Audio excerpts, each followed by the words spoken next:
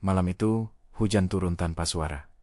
Tidak ada petir. Tidak ada angin. Hanya air yang jatuh perlahan, seperti seseorang menuangkan kesedihan dari langit. Di ujung desa Sukamaju, berdiri sebuah puskesmas tua. Bangunannya sederhana, catnya mulai mengelupas, papan namanya miring. Warga menyebutnya Puskesmas Harapan Sehat.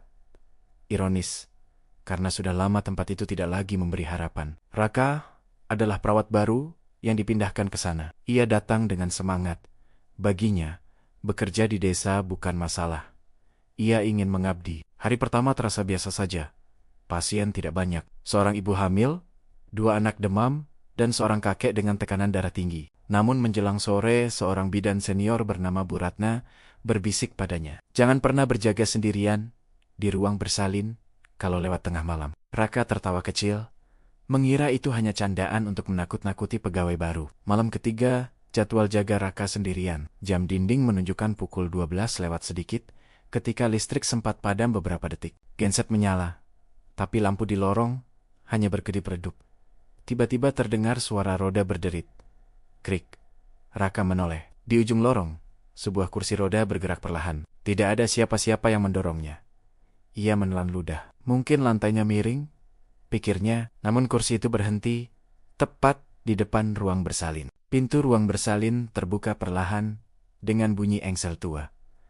Raka mencoba bersikap profesional. Ia melangkah, mendekat. Begitu masuk, suhu ruangan terasa jauh lebih dingin dibanding lorong. Di atas ranjang persalinan, selimut putih menggembung seperti ada tubuh di bawahnya. Raka mendekat, jantungnya berdebar. Pak, Bu, ada yang bisa saya bantu? Tidak ada jawaban. Tangannya gemetar saat menarik selimut itu.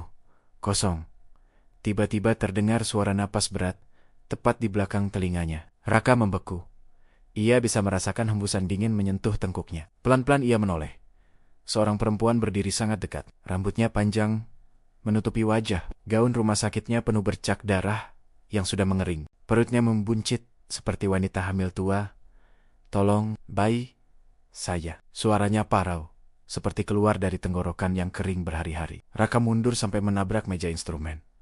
Saya tidak menemukan bayi saya. Tangannya yang pucat terulur, memegang lengan Raka. Sentuhannya sedingin es. Tiba-tiba Raka teringat cerita warga. Beberapa tahun lalu, ada pasien yang meninggal saat melahirkan di puskesmas itu. Bayinya tidak tertolong. Sejak saat itu, setiap malam tertentu, terdengar tangisan bayi, padahal tidak ada pasien. Tangisan itu kini terdengar pelan, lalu semakin keras. Tangisan bayi menggema dari seluruh sudut ruangan, seolah dindingnya yang menangis. Perempuan itu menjerit histeris. Kembalikan anak saya. Lampu padam. Dalam gelap, Raka merasakan banyak tangan menyentuhnya. Kecil-kecil, seperti tangan bayi, ia berteriak. Tiba-tiba lampu menyala kembali. Ruang bersalin kosong. Tidak ada perempuan itu. Tidak ada suara tangisan. Namun di lantai, tepat di depan Raka, ada jejak kaki kecil berlumuran darah. Jejak itu mengarah ke lorong, lalu menghilang di depan ruang obat. Pagi harinya, Bu Ratna menemukan Raka terduduk lemas di depan ruang bersalin.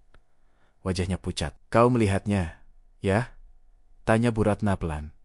Raka hanya mengangguk. Sejak malam itu, Raka tidak pernah lagi berjaga sendirian. Namun yang lebih mengerikan, seminggu kemudian, seorang ibu hamil datang untuk melahirkan.